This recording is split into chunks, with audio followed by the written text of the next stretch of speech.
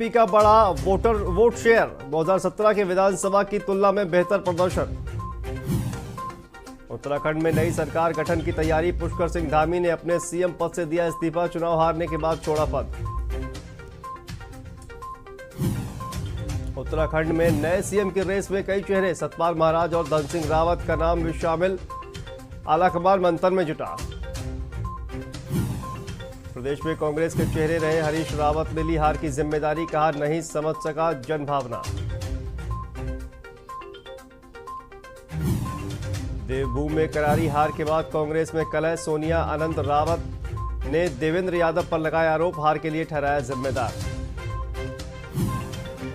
चुनाव के बाद अब चारधाम यात्रा की तैयारियों में जुटा प्रशासन, नुकसान का जायजा लेने बद्रीनाथ जाएगी टीम। आप देख रहे हैं के न्यूज, खबरों का सारथी। नमस्कार, आप देख रहे हैं खबर उत्तराखंड और मैं हूं आपके साथ शांतनु त्रिपाठी। खबरों की शुरुआत करते हैं उत्तरकाशी से। खबर है, यमुनोत्री विधायक ने काशी विश्वनाथ मंदिर के दर्शन किए। संजय डोभाल ने काशी विश्वनाथ मंदिर के किए दर्शन। नवनिर्वाचित विधायक की जगह जगह समर्थकों ने स्वागत किया है, उनका फूल मालाओं से उनका भव्य स्वागत किया गया है। चिन्यालीसौड़ बनचौरा श्रीकोट में जनता का आभार जताया है। बड़कोट चक्रगांव पहुंचकर भी जनता का आभार जताया है। राड़ी टॉप में बाबा बौक नाग देवता मंदिर के किए दर्शन। तो यमुनोत्री विधायक ने काशी विश्वनाथ मंदिर के किए दर्शन। बड़कोट चक्रगांव पहुंचकर जनता का आभार जताया है और जगह जगह पर फूल माला पहनाकर उनका स्वागत किया गया है। यमुनोत्री विधायक ने काशी विश्वनाथ मंदिर के किए दर्शन।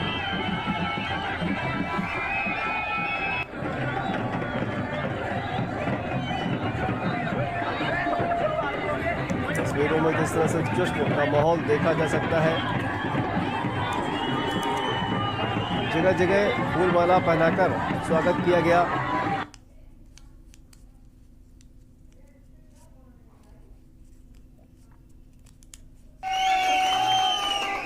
इस तरह से जो पार्टी के कार्यकर्ता है खुश नजर आ रहे हैं और विधायक नवनिर्वाचित विधायक का फूल मालाओं के साथ स्वागत किया जा रहा है। भारी संख्या में कार्यकर्ता नजर आ रहे हैं। यमुनोत्री से विधायक जनता का आभार व्यक्त करने के लिए पहुंचे हुए थे।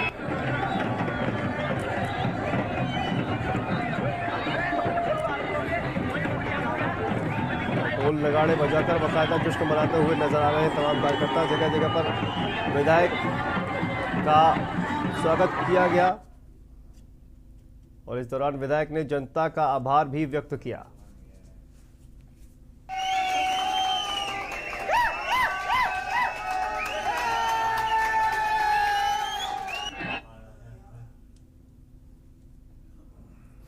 और इसी बीच हरिद्वार से खबर सामने आ रही है। हरिद्वार सीएफएफपी यूनिट में जहरीली गैस का रिसाव। हरिद्वार से ये खबर सामने आ रही है। सीएफएफपी जहरीली गैस फैलने से चपेट में 4 संविदा कर्मी आ गए हैं। तो हरिद्वार से ये खबर सामने आ रही है। नवरत्न संस्थान भेल की सीएफएफपी यूनिट में गैस का रिसाव हुआ है। ये खबर सामने आ रही है। ताप बढ़ने से जहरीली गैस फैलने का बताया जा रहा है कारण। तो जहरीली गैस फैलने से चपेट में आए 4 संविदा कर्मी।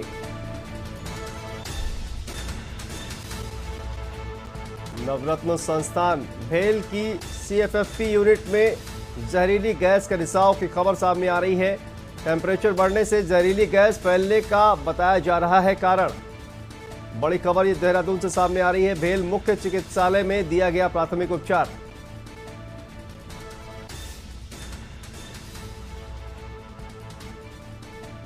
तो ये बड़ी खबर सामने आ रही है हरिद्वार से। आपको बता दें कि भेल की सीएफएफपी यूनिट में, और इसी खबर पर हमारे साथ हमारे संवाददाता विकास खरे जुड़ गए हैं। विकास, क्या जानकारी आ रही है इस गैस का जो रिसाव हुआ है भेल संस्थान में? बिल्कुल देखिए, मैं आपको बता दूं, नवरत्न संस्थानों में शुमार भेल रानीपुर की CFFP यूनिट में आज हड़कंप मच गया।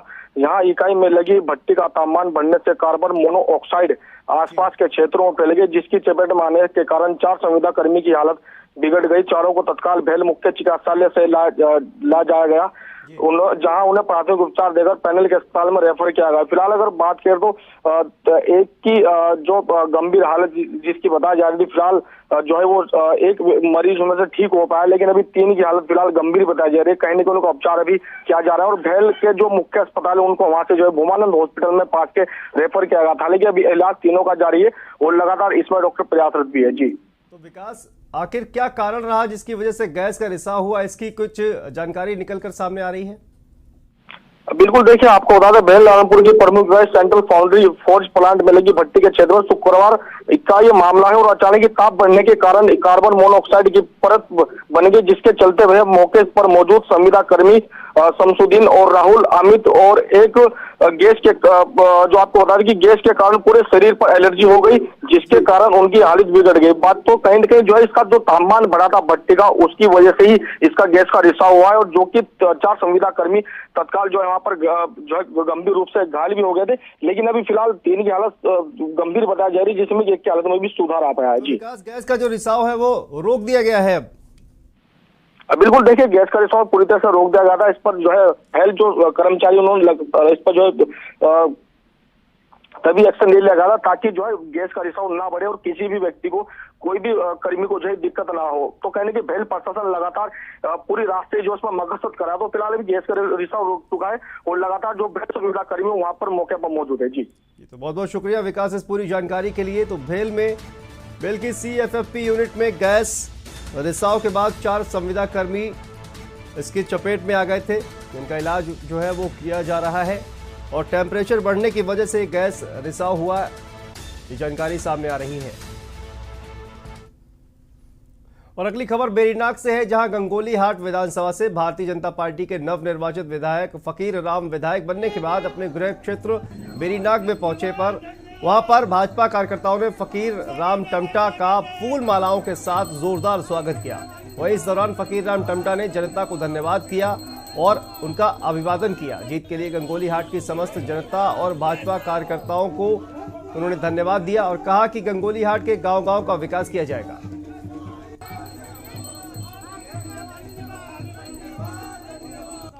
देवपुल्ली कार्यकर्ता भाइयों की बहनों की जीत है, नौजवान साथियों की जीत। ये जीत केंद्र में आदरणीय मोदी जी की जीत है।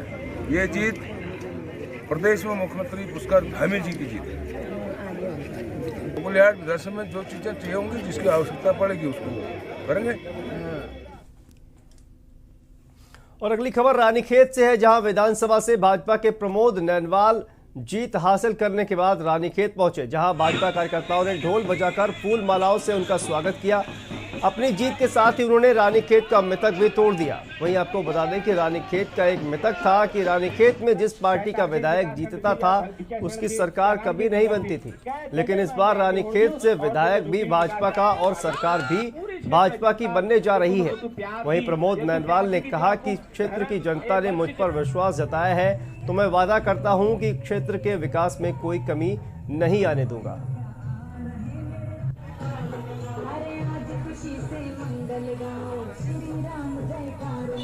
मैं अपने क्षेत्र की जनता ने हमारे विषय, हमारी माताओं, बहनों, नौजवानों और बुजुर्गों ने जो मुझ पर विश्वास जताया है, ये वादा करता हूं कि मैं क्षेत्र के विकास में किसी प्रकार की कमी नहीं आने दूंगा। जन भावनाओं के अनुरूप काम करूंगा और पूरी ताकत के साथ जनता की सेवा में लगा रहूंगा। भारतीय जनता पार्टी हमेशा छोटे राज्यों और छोटे जिलों के पक्षधर है। मैं छोटे जिलों के पक्षधर मैं भी हूं। मैं भी चाहता हूं कि छोटे जिले बने और जिससे कि विकास का विकेंद्रीकरण हो, गांव स्तर पर विकास पहुंचे। और अगली खबर देहरादून से है, जहां उत्तराखंड में एक बार फिर से भारतीय जनता पार्टी 2/3 मतों के साथ वापसी करने में सफल रही है। हालांकि बीजेपी का लक्ष्य 60 का जो लक्ष्य था वो पूरा नहीं हुआ, लेकिन 47 सीटों के साथ भारतीय जनता पार्टी ने कांग्रेस को करारी शिकस्त दी। ऐसे में भाजपा ने कांग्रेस पर जोरदार हमला बोला। साल 2017 के विधानसभा चुनाव की तुलना में उत्तराखंड में इस बार कांग्रेस के खाते में 19 सीटें आई, लेकिन इस बार भी कांग्रेस भाजपा से सत्ता छीन नहीं पाई। वहीं कांग्रेस का कहना है कि जनता जनार्दन का जो फैसला है वह सर्वोपरि है।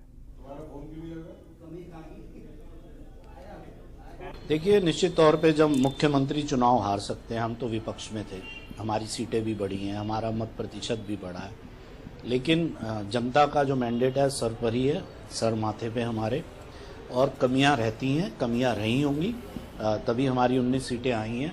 मैं समझता हूं कि हमें और ग्रास रूट में जाके मेहनत करनी पड़ेगी, युवाओं और महिलाओं को और ज़्यादा आगे बढ़ाना पड़ेगा। मैं समझता हूं कि निश्चित तौर पे हमें युवाओं को और महिलाओं को और टिकट देने चाहिए थे। देखिए, भारत की राजनीति में परिवर्तन आ रहा है, मतदाता प्रो इनकम्बेंसी वोट करने लगा है, मतदाता विकास को देखता है, और जिस प्रकार से भारतीय जनता पार्टी ने उत्तराखंड सहित चुनाव हुई 4 राज्यों में जहां सरकारें थी, मोदी जी के नेतृत्व में डबल इंजन की सरकारों ने जो विकास कार्य किए और नेतृत्व निर्णय लेने वाला, पारदर्शी सरकार देने वाला, भ्रष्टाचार मुक्त, उसको जनता ने अपना आशीर्वाद दिया है, अपना समर्थन दिया है। और यहां पर रुकते एक छोटे से ब्रेक के लिए, ब्रेक के बाद फौरन हाजिर होते हैं। आप देख रहे हैं के न्यूज, खबरों का सारथी। Yes! Yes! Yes! In your face, loser. See you in soccer.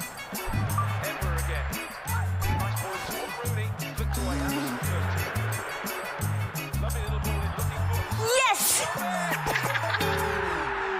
जी हाँ, predict cricket and football results and win cash only on Sky 247, anywhere, anytime, 24/7 entertainment, only on Sky 247. Asshole. Download the Sky 247 app today. This game involves an element of financial risk and may be addictive. Please play responsibly at your own risk. आप देख रहे हैं के news, खबरों का सारथी। और break के बाद एक बार फिर से आप सभी का स्वागत है। उत्तराखंड विधानसभा चुनाव में इस बार भाजपा ने बड़ा उलटफेर और मिथक तोड़ते हुए उत्तराखंड में दोबारा पूर्ण बहुमत प्राप्त किया। वहीं इस बार चुनाव में बड़े बड़े दिग्गजों को भी मुंह की खानी पड़ी। पूर्व मुख्यमंत्री हरीश रावत, कांग्रेस प्रदेश अध्यक्ष गणेश गोदियाल और पूर्व विधानसभा अध्यक्ष गोविंद सिंह कुंजवाल जैसे बड़े चेहरे तो चुनाव हारे ही, तो वहीं पर मौजूदा मुख्यमंत्री पुष्कर सिंह धामी ने अपने नेतृत्व में भाजपा को जीत तो दिला दी, लेकिन वे खुद चुनाव हार गए। ऐसे में क्या कारण रहे कि इतने बड़े नेता जनता के बीच अपनी साख नहीं बचा सके? साथ ही मुख्यमंत्री पुष्कर सिंह धामी ने आज कैबिनेट सहित इस्तीफा दे दिया है। वहीं भाजपा अब सीएम के चेहरे को लेकर क्या पुष्कर सिंह धामी पर ही दोबारा भरोसा जताएगी या फिर अन्य कोई चेहरा लेकर सामने आएगी? देखिए स्पेशल रिपोर्ट।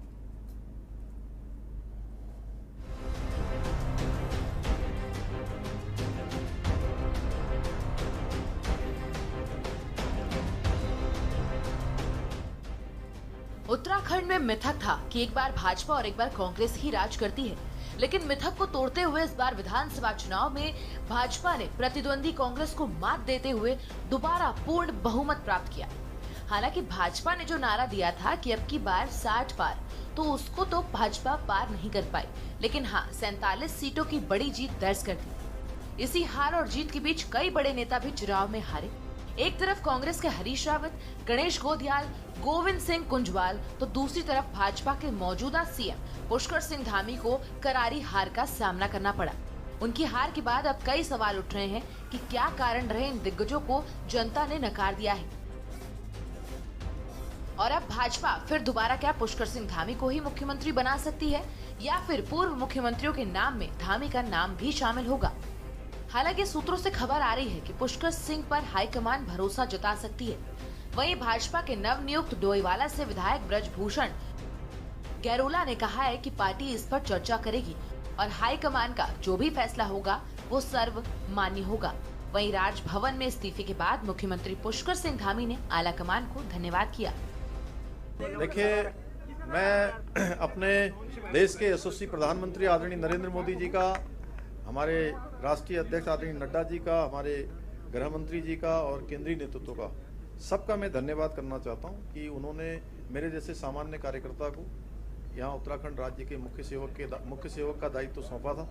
मुझे खुशी है कि उत्तराखंड की जनता ने हमको 2/3 बहुमत दिया है और मैंने कभी भी कोई पद के बारे में या किसी दावेदारी के बारे में कभी मैंने सोचा भी नहीं है। मेरी पार्टी ने जो मुझे काम दिया था, मुझे यहाँ तक का काम दिया था, मुझे खुशी है कि उत्तराखंड की देवतुल्य जनता ने हमें अपना आशीर्वाद दिया है और 2/3 बहुमत दिया है। तो अगर कहे कि पुष्कर सिंह धामी के लिए भी अगर सीट छोड़ना पड़े या त्रिवेंद्र सिंह रावत, दोनों में से किसी के लिए, देखिए अब वो तो विचार किया जाएगा, लेकिन वो तो बैठ के विचार होगा कि किसके लिए क्या होता है। लेकिन फिलहाल तो जो है विधानसभा चुनाव नहीं लड़े हैं त्रिवेंद्र जी, है ना। आपने त्रिवेंद्र जी के लिए पूछा था, मैंने बता दिया। अब मैं जानना चाह रहा हूँ कि अगर दोनों में से कोई उनके लिए कहीं से कह दिया है, कुछ लोगों ने कह दिया तो अलग विषय है, लेकिन हमारा कहना है कि अभी तो फिलहाल हम लोग इस पे विचार करेंगे, बैठेंगे, पार्टी नेतृत्व तय करेगा और जब पार्टी नेतृत्व तय करेगा उसमें विचार करेंगे हमें क्या करना है, हमें क्या कहिए। वहीं अब कांग्रेस चुनाव हारने के बाद शीर्ष नेतृत्व से विमर्श करने और जनता ने उनको क्यों अपना आशीर्वाद नहीं दिया, इस पर मंथन करने की बात कर रही है। जब जनता ने एक मुख्यमंत्री को नकार दिया है तो मैं समझता हूँ कि वैसे ही इन्होंने मुख्यमंत्रियों की सेल लगा रखी है और अब कोई अगर मुख्यमंत्री बन भी जाएगा ये चेंज उसे ज़रूर कर देंगे, क्योंकि इनकी आइडियोलॉजी बदल चुकी है और ये मुख्यमंत्रियों को ऐसा समझते हैं कि जो हमारे कहे पे चलेगा हम उसको ही लेंगे, जो जनता के कहे पे चलता है हम उसको नहीं लेते। तो अब एक मुख्यमंत्री चुनाव हारे हैं तो नैतिकता के आधार पे उनको इस्तीफा देना चाहिए था। अब ये अंदरूनी मामला है, जिस मर्जी को मुख्यमंत्री बनाए, लेकिन हाँ जनता ने और जो राजा है जनता, प्रजा नेता होता है और राजाओं ने नकार दिया है अपनी प्रजा को, जो मुखिया था, तो मैं समझता हूँ कि उन्होंने ठीक किया। अब भाजपा ने 47 सीटों पर बड़ी जीत करते हुए पूर्ण बहुमत तो हासिल कर लिया है, लेकिन उत्तराखंड में सीएम के चेहरे पर चुनाव लड़ने वाली भाजपा पुष्कर सिंह धामी की हार के बाद किस पर भरोसा जताती है? क्या उत्तराखंड में कोई नया चेहरा सामने आएगा या फिर पुष्कर सिंह धामी पर आला कमान भरोसा जताएगा? ये तो आने वाला वक्त ही बताएगा। देहरादून से के न्यूज इंडिया के लिए दानिश अली की रिपोर्ट।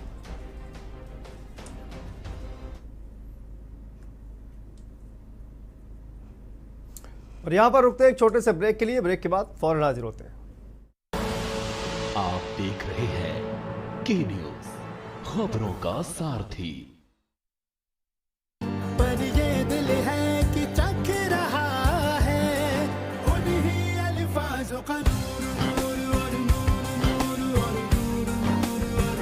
दूर कितना भी जाओ, इस जुबान से दूर ना जा पाओगे।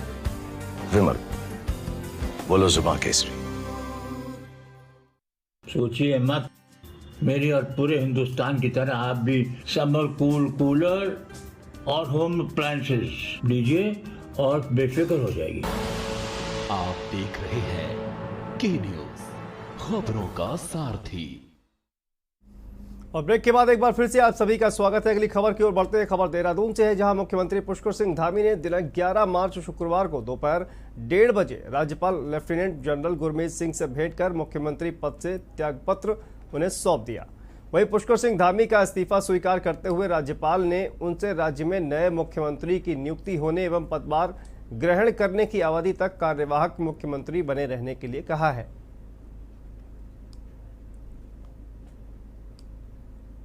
मैं अपनी पार्टी का, हमारे राष्ट्रीय अध्यक्ष नड्डा जी का, हमारे देश के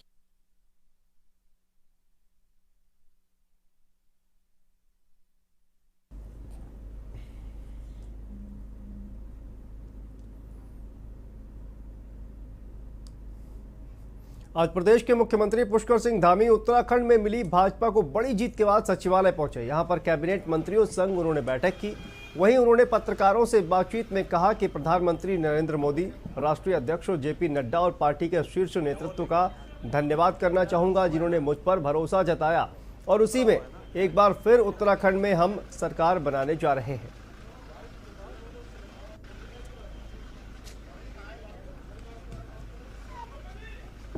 मैं अपनी पार्टी का, हमारे राष्ट्रीय अध्यक्ष नड्डा जी का, हमारे देश के यशस्वी प्रधानमंत्री आदरणीय नरेंद्र मोदी जी का, पूरे हाईकमान का, सबका मैं धन्यवाद करता हूं कि उन्होंने मेरे जैसे सामान्य कार्यकर्ता को मुख्य सेवक के रूप में काम करने का अवसर प्रदान किया।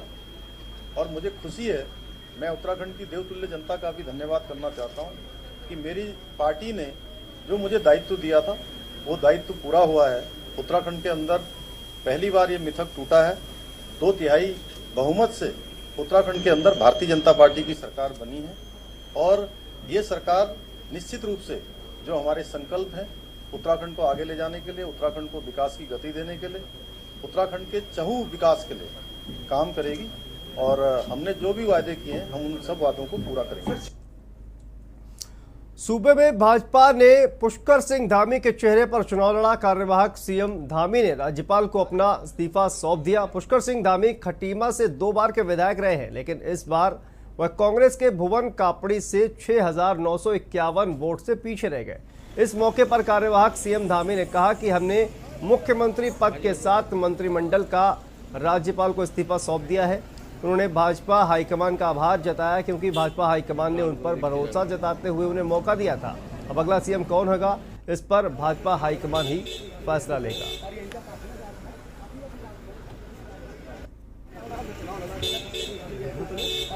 आज हम मौजूद हैं राजभवन में। यहाँ पर आज मुख्यमंत्री पुष्कर सिंह धामी ने राज्यपाल को अपना इस्तीफा सौंपा क्योंकि जिस तरीके से खटीमा सीट से मुख्यमंत्री पुष्कर सिंह धामी 6,900 कुछ वोट से हार गए हैं, तो ऐसे में संवैधानिक तौर पर जो है मुख्यमंत्री पुष्कर सिंह धामी और इनकी कैबिनेट को जो है राज्यपाल को इस्तीफा सौंपना था और आज जो है मुख्यमंत्री पुष्कर सिंह धामी ने इस्तीफा सौंपा है। वहीं जैसे कि सबसे बड़ा सवाल ये है कि मुख्यमंत्री पुष्कर सिंह धामी चुनाव हार चुके हैं, लेकिन अब जो अगला निजाम होगा सूबे का कौन होगा, तो ऐसे में चर्चाओं का बाजार गर्म है और अब कई सारे चेहरे ऐसे सामने आ रहे हैं जैसे सतपाल महाराज पूर्व कैबिनेट मंत्री जो रहे, पूर्व मुख्यमंत्री त्रिवेंद्र सिंह रावत और कई सारे ऐसे नाम सामने आ रहे हैं। अब देखना ये क्या होगा कि भारतीय जनता पार्टी किसे सूबे की कमान सौंपती है। कैमरा पर्सन आंसू के साथ मैं हिना आजमी, के न्यूज इंडिया, देहरादून। खटीमा में भाजपा की हार के बाद भाजपा कार्यकर्ताओं ने एक बैठक कर मीडिया के माध्यम से मुख्यमंत्री प्रतिनिधि अमित पांडे ने जनता से मिले जनादेश को स्वीकारते हुए मुख्यमंत्री धामी को हराने की साजिश बताते हुए पार्टी के कुछ लोगों पर भीतरघात करने का आरोप लगाने की बात कही है। जो सरकार बनी है, हम उत्तराखंड की जनता का हृदय की गहराई से आभार प्रकट करते हैं। निश्चित हम पूरे उत्तराखंड में जो उत्तराखंड की जनता ने आशीर्वाद देकर भारतीय जनता पार्टी की 2/3 बहुमत से सरकार बनाई है और उत्तराखंड के मुख्यमंत्री युवा मुख्यमंत्री माननीय पुष्कर सिंह धामी जी के नेतृत्व में जो सरकार बनी है, हम उत्तराखंड की जनता का हृदय की गहराई से आभार प्रकट करते हैं। निश्चित रूप से आज इस पूरे उत्तराखंड में माननीय पुष्कर सिंह धामी जी के नेतृत्व में जो सरकार बनी, लेकिन कहीं ना कहीं खटीमा की सीट पे उनको पर्याप्त समय न मिल पाने के कारण और इस चुनाव में बहुत कम समय मिलने के कारण खटीमा सीट को हमने यहाँ हार गए। पार्टी कार्यकर्ताओं ने बहुत मेहनत करी और खटीमा को विकास के पथ में लेके जाने का जो प्रयास और उन्नत खटीमा, विकसित खटीमा के मूल मंत्र को आगे जो हमने साधने का प्रयास किया था माननीय मुख्यमंत्री जी के सूक्ष्म कार्यकाल में। उत्तराखंड विधानसभा चुनाव 2022 के नतीजों में प्रदेश का मिथक तोड़ते हुए भाजपा ने एक बार फिर प्रचंड बहुमत से सरकार बनाई है। वहीं कांग्रेस के अनुभवी नेता और उत्तराखंड में कांग्रेस की ओर से सीएम पद के चेहरे के तौर पर प्रचारित किए गए हरीश रावत विधानसभा चुनावों में खुद अपनी सीट नहीं बचा पाए, जिस पर भारतीय जनता पार्टी ने उन पर तंज कसा है।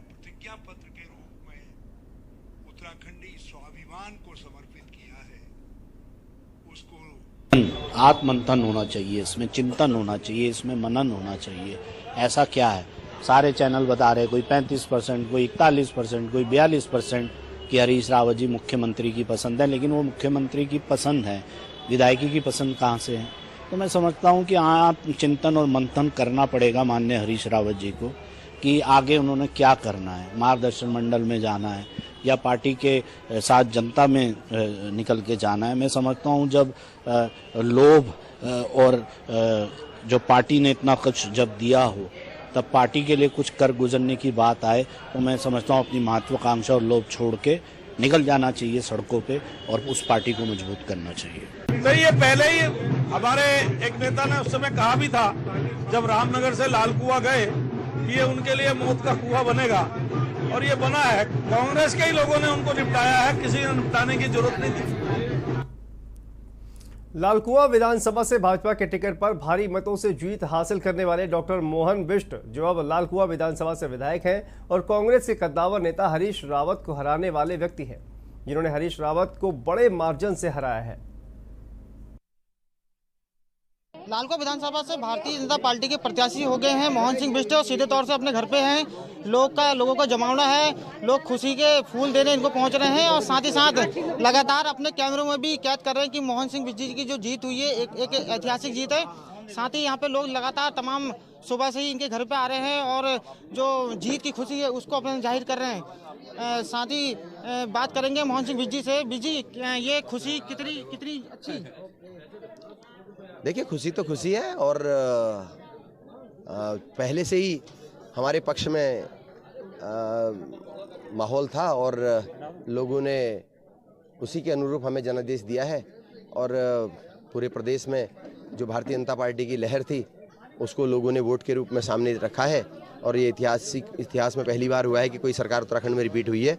कहीं न कहीं हमारी सरकार के काम हैं कि जिनकी वजह से दोबारा हमारे को हम काम करने का मौका मिला है। अब हम लोग और तन मन धन से काम करके लोगों का दिल जीतेंगे। डॉक्टर मोहन बिष्ट के बारे में बताया था, कॉलेज से जवाने चले अपने नेता की छात्र प्रति उसमें, उसके बाद जिला पंचायत बन गए हैं, इसके बाद विधायक बन गए, कैसा लग रहा है? देखिए, तो ये तो सब लोगों का प्रेम आशीर्वाद है। लोगों का प्रेम आशीर्वाद सहयोग कब कहाँ किसको कहाँ पहुँचा दे तो कोई नहीं जान सकता। आवश्यकता इस बात की होती है कि ईमानदारी से लोगों की सेवा की जाए और उनके सुख दुख में उनके संघर्ष में उनका साथ दिया जाए, केवल इसकी आवश्यकता होती है। हरीश रावत जैसे दिग्गज नेता को आपने हरा दिया, भारी मतों से हरा दिया, क्या सोच ऐसी रखी थी कि कम मार्जिन में जीतेंगे और इतने भारी मार्जिन में जनता ने जिता दिया?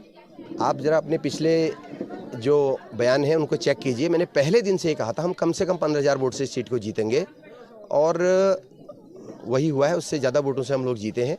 हमें तो इससे भी और बड़ी जीत की उम्मीद थी, लेकिन कुछ कारण रहे जिनकी वजह से हमारा जीत का अंतर कम हुआ और स्थानीय लोगों का स्पष्ट रूप से मानना था कि उनको अपने बीच का व्यक्ति जो उन्हें जानता हो, जो उन्हें पहचानता हो, जिस तक वो पहुंच सकते हो, ऐसा व्यक्ति चाहिए। और ये सबको पता था, ना कांग्रेस की सरकार बनने वाली है और ना रावत जी मुख्यमंत्री बनने वाले हैं, इसलिए वो वाला सिफुका भी उनका काम नहीं आया। जीत की लहर युवा और यहाँ के मजदूरों, यहाँ के जनता के लिए 5 साल के लिए कितने लंबे संघर्ष के लिए जानी जाएगी, ये तो आने वाला समय बताएगा। अब लोगों ने अपना काम कर दिया, अब मुझे अपना काम करना है, हमारी सरकार को अपना काम करना है और हम जो है रात दिन एक करके उनके लिए जो है सेवा करेंगे। उनके लिए समिति बनेगी जिसको मुख्यमंत्री का चेहरा आगे कराया जाएगा, उसके संग विधायक दल और विधायक नेता शामिल रहेंगे। उमेश पंत, के न्यूज, लालकुआं। तो इस बुलेटिन में फिलहाल इतना ही, लेकिन खबरों का सिलसिला लगातार जारी है। आप देखते रहिए के न्यूज इंडिया। नमस्कार।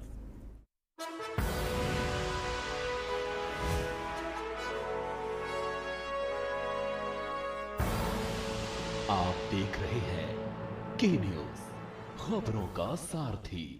जुबान के लिए उड़ चला गैरों की ज़मीं पर, खुशबू अपने पन की ढूंढता और दूर कितना भी जाओ, इस जुबान से दूर ना जा पाओगे। विमल, बोलो जुबान केसरी। सोचिए मत, मेरी और पूरे हिंदुस्तान की तरह आप भी समर कूलर और होम अप्लायंसेस लीजिए और बेफिक्र हो जाएगी। खुदी को आजमाया